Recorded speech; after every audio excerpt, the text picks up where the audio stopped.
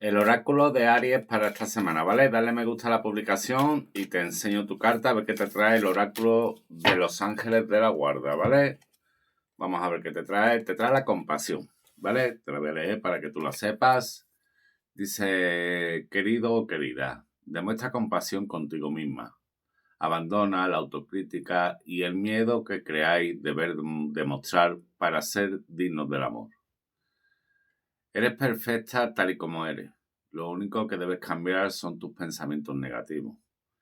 Empezarás a darte cuenta de lo que vales cuando te quieras y te respetes tal y como eres. Así que ya sabes, respétate, cuídate, ámate.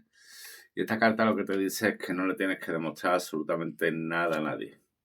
Que eres único o eres única y que eres insustituible. Así que nada, un besito muy grande y ya sabéis, dale me gusta a la página que es muy importante.